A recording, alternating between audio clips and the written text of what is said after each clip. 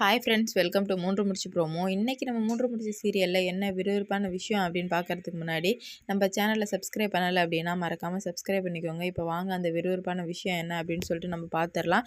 இப்போ என்ன நடக்குது அப்படின்னு பார்த்தீங்கன்னா, இந்த வீட்டோட நம்ம சூர்யா சார் ரொம்ப ரொம்ப மெர்ஜ் ஆகிட்டார். அது மட்டும் இல்லாமல் இந்த வீடு தான் சொர்க்கன்ற மாதிரி வந்துட்டு நம்பிட்டார். ஏன்னா வந்துட்டு அந்த வீட்டுக்கும் இந்த வீட்டுக்கும் டோட்டல் டிஃப்ரெண்ட். இவங்களுக்காக நம்ம எதனா ஒன்று பண்ணணும் அப்படின்னு சொல்லிட்டு ரொம்ப ஆர்வமாக இருக்கார் சூர்யா சார்.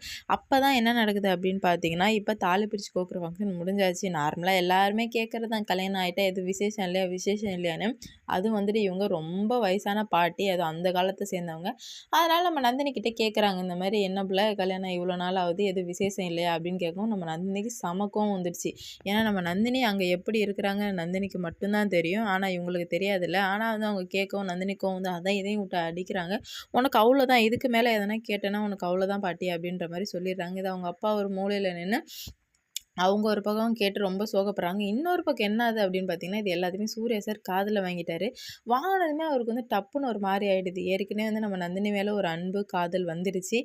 ஆல்ரெடி உள்ளே இருந்துட்டு தான் இருந்தது. ஆனால் வந்துட்டு நந்தினியோட சொந்த ஊருக்கு வந்து நந்தினி பண்ணுற சின்ன சின்ன ஆக்டிவிட்டீஸ், அப்புறம் அவங்க குடும்பம் இருக்கிற சுச்சுவேஷன், அவங்க குடும்பம் எவ்வளோ சந்தோஷமாக இருக்குது இல்லைனாலும் அப்படின்னு சொல்லிட்டு உண்மையான அன்பு எல்லாத்தையும் பார்த்து நம்ம நந்தினி மேலே அன்பு வந்துடுச்சு சூர்யா சாருக்கு. இதனால் வந்துட்டு இந்த பாட்டி வந்து இந்த மாதிரி சொல்கிறாங்க. கேட்கவும் நம்ம சூர்யா சாருக்கு அது ஆழமாக பதிஞ்சிடுச்சு. நம்ம வந்துட்டு அதை நம்ம பண்ணியிருக்கணுமோ, நம்ம தப்பு பண்ணிட்டோமோ அப்படின்ற மாதிரி யோசிக்கிறாரு. ஏன்னா இவ்வளோ நாள் அவர் மனசில் அப்படி ஒரு தாட் வந்ததே இல்லை.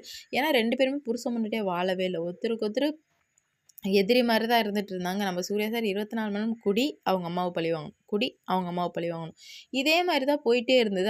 அதனால தான் வந்துட்டு இவர் வந்துட்டு இது எல்லாத்தையும் கேட்டதுமே ஒரு மாதிரி ஆயிடுறாரு. பாட்டி வந்துட்டு நம்ம நந்தினி வந்துட்டு அந்த குண்டா சட்டிலாம் விட்டு அடிக்கவும் ஒரு மூலையில் போய் உட்காந்து அழுதுட்டு இருந்தாங்க. அப்போ தான் பாட்டிக்கிட்ட போயிட்டு பாட்டி எதுக்காகவும் ஃபீல் பண்ணாதீங்க, எல்லாம் நல்லதே நடக்கும் அப்படின்னு சொல்லவுமே, எங்கப்பா நல்லது நடக்குது, அவளுக்கு ஒரு நல்லது நடக்கும் நானும் பார்க்குறேன், நல்லது நடக்கிற மாதிரியே இல்லை, கஷ்டமாக இருக்குது அப்படின்ற மாதிரி பாட்டி வந்து சொல்கிறாங்க.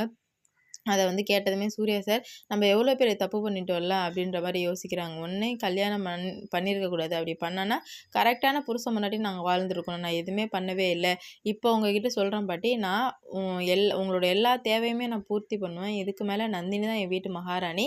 நான் நந்தினி இவ்வளோ நாள் வந்து புரிஞ்சிக்காமல் ரொம்ப தப்பு பண்ணிட்டேன். ஆனால் இப்போ வந்து நான் புரிஞ்சுக்கிட்டு நான் நல்லா அவளை புரிஞ்சுக்கணும்னு நினைக்கிறேன் பாட்டி அப்படின்ற மாதிரி சொல்கிறாங்க.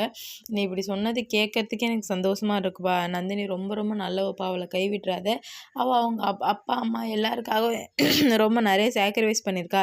அதனால் நீ அவளை எந்த காரணத்துக்காகவும் கஷ்டப்படுத்தாதப்பா அப்படின்ற மாதிரி பாட்டி வந்து சொல்கிறாங்க. உடனே வந்து சூர்யா சார் ஓகே நான் புரிஞ்சுக்கிட்டேன், அண்டர்ஸ்டாண்ட் அப்படின்னு சொல்கிறாரு.